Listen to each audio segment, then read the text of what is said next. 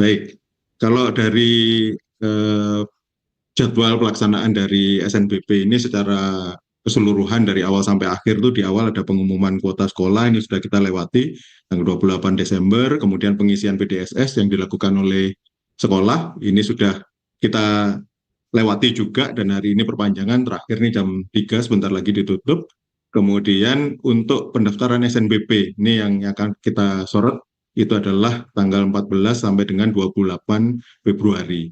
Kemudian nanti ada jadwal seleksinya sendiri yang akan dilakukan oleh PTN itu di tanggal 1 sampai dengan 25 Maret dan di akhir adalah pengumumannya itu akan disampaikan tanggal 26 Maret. Mungkin yang penting dulu di tanggal 14 ini adalah tadi Bu Cici sudah menekankan bahwa harus bikin akun dulu, akunnya permanen dulu. Nah itu dari dibatasi sampai tanggal 15.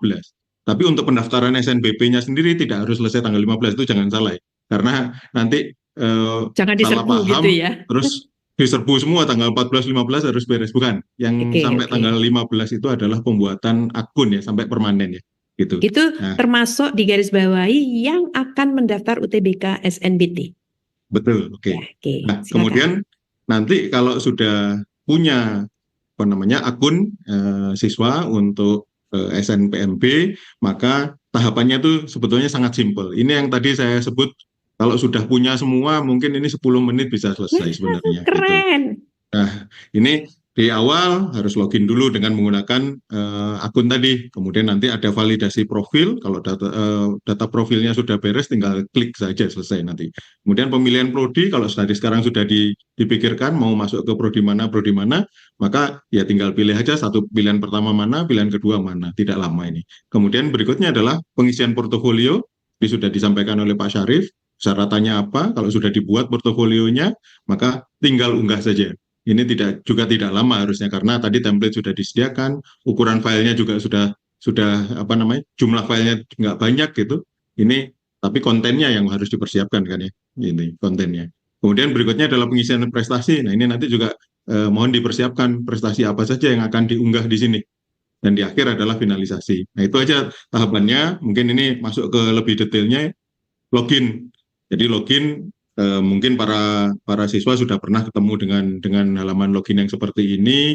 Nanti bisa masuk ke dashboardnya SNPMB, pilihlah untuk pendaftaran SNBP begitu. Nah syaratnya tadi sudah disampaikan untuk bisa masuk ke sini itu syaratnya yang pertama harus punya akun dulu dan sudah permanen. Jadi ini permanen ini penting gitu. Nah kemudian berikutnya ya kemarin-kemarin sudah harus masuk menjadi siswa eligible di PDSS dan nilainya sudah lengkap, sekolahnya sudah melakukan finalisasi. Jadi begitu. Ini nggak boleh ada yang kurang ini. Kalau sampai nggak finalisasi nggak dianggap ya jadinya. Maka sekolah ini penting. Kemudian berikutnya adalah merupakan siswa lulusan tahun 2024 bukan tahun lalu begitu ya. Jadi yang boleh ikutan SNBP di tahun ini hanya lulusan tahun ini begitu. Ini penting. Nah, setelah login itu langsung nanti akan mendapatkan ada halaman PAN seperti ini untuk melakukan validasi data profil. Nah ini dicek saja apakah sudah benar atau tidak. Karena ini sebenarnya kita ambil datanya dari yang diisikan waktu pendaftaran akun sebenarnya. Hanya ada satu tambahan di sini tentang tanggungan dari orang tua, berapa jumlahnya, tinggal memasukkan sebuah angka saja dan sudah begitu. Nanti setelah ini bisa masuk ke tahap berikutnya. Di tahap berikutnya adalah pemilihan prodi tadi. Pilih prodi tadi cuma pilihan satu, pilihan dua. Tadi Bu Cici sudah menyampaikan batasannya. Kalau milih pilihan satu boleh dimanapun. Mau sarjana, mau sarjana terapan, mau D3, boleh, silakan. Kalau pilihannya cuma satu. Nah, pilihannya dua, boleh juga mau dikombinasi dengan tadi itu sarjana, sarjana terapan, diploma 3 itu boleh juga. Nah, hanya ada batasan kalau memilih dua, maka salah satu dari dua pilihan itu harus berada di provinsi di mana SMA-nya berada. Tuh. Jadi kalau misalnya saya dari Jawa Barat misalnya, maka salah satu di antara dua pilihan itu harus berada di provinsi Jawa Barat. Seperti itu. Nah, tapi jangan khawatir, aplikasi sudah membuat sedemikian rupa sehingga Anda dipaksa untuk mengikuti aturan itu. Gitu. Jadi tidak mungkin Anda akan keluar dari aturan itu. Selama masih bisa dipilih, pilihan satu di sini, pilihan dua di sini, maka itu akan memenuhi pasti karena aplikasinya sudah di-set sedemikian rupa. Nah, di sini ada kekecualian untuk Provinsi Papua Tengah dan Provinsi Papua Pegunungan karena di sana tidak ada PTN. Jadi dia diberi keleluasaan untuk memilih salah satu prodinya adalah di Papua ya, Papua. Kemudian kalau sudah, akhirnya Anda kan sudah misalnya seperti ini, ininya pilihannya, kemudian tinggal masukkan saja bahwa ini sudah oke disimpan begitu. Itu tahap yang berikutnya, ini cepat, nggak akan lama untuk melakukan ini, asal pilihannya sudah dari awal sudah ditentukan, sudah pasti gitu ya. Kalau masih mikir-mikir, nah itu lama mikirnya itu. Oke, nah berikutnya pengisian portofolio. Nah ini yang disampaikan oleh Pak Syarif tadi. Jadi di sini nanti tergantung dari pilihan yang tadi disebutkan, itu sistem sudah mengecek apa persyaratan dari prodi tersebut. Kalau dia memang mensyaratkan tadi portofolio olahraga, maka ya di sini akan langsung muncul portofolio olahraga yang harus diunggah begitu. Kalau tadi seni, ya akan disesuaikan seni musik atau seni yang lain. Seperti itu. Nanti ini akan menyesuaikan dan jumlah file yang harus diunggah juga akan sesuai dengan persyaratan yang tadi disebutkan oleh Pak Syarif gitu. Tinggal upload saja di sini. Tuh, tahap berikutnya. Kemudian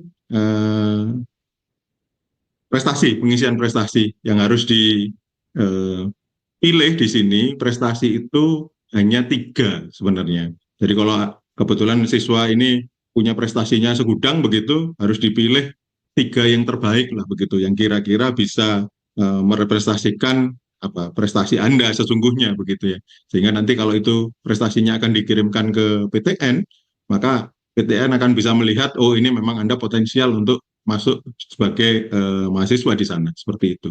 Jadi silakan dipilih 3 yang terbaik. Nah, kemudian di sini dibatasi bahwa prestasinya itu minimal adalah di level kabupaten kota ya. Jadi tidak boleh prestasi yang lebih rendah di tingkat kecamatan misalnya atau di tingkat kelurahan atau di tingkat sekolah itu tidak boleh dimasukkan ke sini. Jadi tidak perlu juga kalau misalnya Anda tidak punya prestasi yang di level kabupaten kota ke atas. Artinya mungkin di tingkat provinsi atau nasional atau internasional seperti itu. Silakan. Nah, di sini juga ada persyaratannya bahwa yang boleh diunggah itu adalah boleh PDF, boleh PNG atau JPG dan maksimal ukurannya adalah 100 MB. Jadi ini sudah sangat besar yang bisa dimasukkan ke sini untuk mengupload prestasi. Nah, di sini silakan nanti disebutkan deskripsi prestasinya. Kalau bikin deskripsi yang baik ya, misalnya ini adalah juara 1 lomba menyanyi apa begitu tingkat nasional misalnya yang diselenggarakan oleh ini, nah begitu. Jadi di sini semuanya ada guideline-nya, tahunnya tahun berapa, tingkatnya tingkat apa, kemudian di sini individu atau kelompok begitu ini disebutkan di sini. Supaya nanti perguruan tinggi kalau melakukan seleksi ini sudah mudah mengklasifikasikannya seperti itu. Jadi silakan ini dideskripsikan, dipilih sesuai dengan prestasi yang diunggah gitu. Nah, setelah prestasi yang terakhir adalah finalisasi. Ini tahap yang terakhir. Ini juga cepat sekali ini ya, finalisasi. Jadi silakan ini dibaca dulu. Ini ada disclaimer yang akan mengikat kepada Anda begitu ya, para siswa. Jadi harus dibaca dengan baik, oke atau tidak ini pernyataan ini untuk kasus Anda begitu ya. Kalau misalnya Anda berkeberatan untuk memenuhi ini, ya menurut saya sih jangan diikuti seperti itu. Berarti Anda tidak layak untuk mengikuti SNBP karena di sini mengikat ya. Misalnya sebagai contoh, kalau Anda memilih di sini program studi tertentu dan ternyata diterima, ya Anda harus daftar begitu ya. Okay. Tidak boleh terus walaupun diterima terus nanti terus kabur nggak daftar begitu, itu akan mengikat Anda untuk nggak bisa masuk ke SNBT, tidak masuk lagi ke jalur mandiri, jadi tertutup ini peluang untuk sekolah atau kuliah di perguruan tinggi negeri begitu. Nah kemudian setelah itu ini dinyatakan setuju, oke. Kemudian berikutnya tahap yang paling akhir kalau ini sudah disetujui maka adalah mengunduh kartu. Ini penting untuk disimpan ya kartunya sebagai bukti bahwa siswa tersebut itu adalah terdaftar sebagai peserta SNBP 2024 begitu. Jadi ini disimpan. Karena nanti pada waktu pengumuman kartu ini penting karena Anda akan melihat lagi berapa sih nomor registrasi saya begitu ya, karena nanti kalau pengumuman ditanya nomor registrasinya berapa, kemudian tanggal lahirnya berapa, seperti itu. Mungkin itu Bu Is secara singkatnya, kalau Oke, nanti ada pertanyaan iya. boleh kita masuk ke tanya jawab, Oke. atau Bu Is punya pertanyaan boleh juga. Iya. Jadi kalau saya sih pertanyaannya biasanya mewakili ini Pak, mewakili dari teman-teman gitu ya, karena teman-teman ini kan suka bertanyanya gini, karena kadang-kadang sudah dijelaskan step by step, apa nanti ada panduan teknisnya Pak? Oh iya, terkait dengan panduan, hari ini insya Allah akan dirilis di websitenya SNPMP, Oke, sama dengan yang tadi Bu Is unduh tadi di bagian unduhan, itu bisa oke. diambil di sana nanti.